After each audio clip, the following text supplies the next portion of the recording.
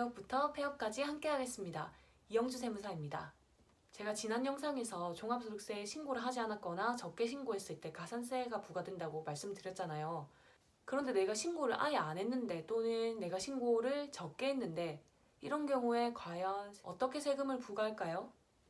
이런 경우에 납세자의 신고에 의해서가 아니라 국세청에서 조사에 의해서 소득금액을 정하는 것을 경정, 결정이라고 하는데요. 납세자가 신고를 하지 않았으면 결정.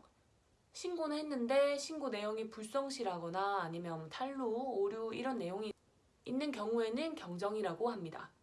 그럼 결정, 경정은 무엇을 근거로 할까요? 원칙적으로는 장부나 증명서류로 실지 조사하는 것이 원칙인데 만약에 장부가 없다, 증빙이 없다, 또는 증빙이 너무 미비하다, 아니면 증빙이 허위다 하면 국세청에서 추계조사라는 것을 할 수 있습니다. 그럼 여기서 또 추계조사가 뭔지 알아보고 가야겠죠. 그 전에 추계조사 방법을 이해하시려면 한 가지 더 알고 가셔야 할 게 있는데 바로 단순경 비율과 기준경 비율입니다.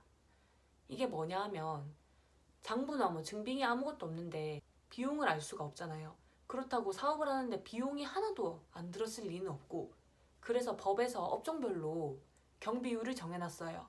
그래서 장부나 증빙이 없는 경우에는 단순경비율 또는 기준경비율을 적용해서 그 경비율만큼 경비를 공제하고 나머지 소득금액으로 종합소득세를 과세하게 됩니다. 단순경비율이 기준경비율보다 무조건 경비율이 높은데요. 단순경비율자는 올해 신규 사업자이거나 전년도 수익금액이 업종별로 일정 규모 미만이어야 합니다. 예를 들어서 2019년 5월에 제가 2018년 소득에 대해서 신고를 안 했어요. 그럼 이제 세무서에서 저한테 결정을 해야 되는데 제가 만약에 2018년에 개업한 사람이에요. 신규 사업자란 말이죠. 그러면은 경비율을 단순경비율로 적용시켜서 저한테 제 소득금액을 계산하는 거죠. 업종별로 간략히 살펴보면 제조, 건설, 음식점업 같은 경우에는 3,600만 원, 부동산 임대업, 서비스업은 2,400만 원, 도소매업 그 외에 다른 기타 업종들은 6천만 원 미만이어야 합니다.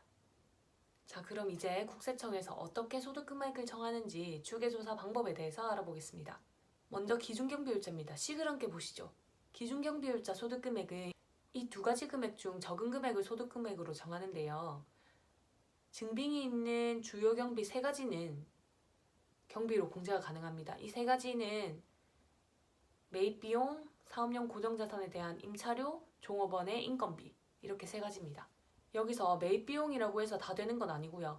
사업용 고정자산에 대한 매입비용은 제외가 됩니다. 다음으로 단순경비율자입니다.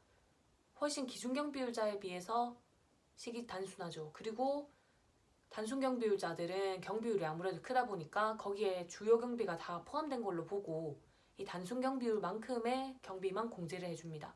단순경비율 대상자라도 증빙 확인이 되는 주요 경비 아까 말씀드린 세 가지가 있다 하면 기준경비율자 방법으로도 소득금액 계산이 가능합니다. 그러니까 단순경비율자라면 본인이 유리한 쪽을 선택해서 소득금액을 정할 수 있습니다. 그럼 지금까지 내가 종합소득세 신고를 하지 않았거나 사실과 다르게 신고했을 경우 세무서에서 과연 어떻게 소득세를 부과하는지에 대해서 알아보았습니다. 그럼 오늘도 구독, 추천하고 모두 함께 절세하세요.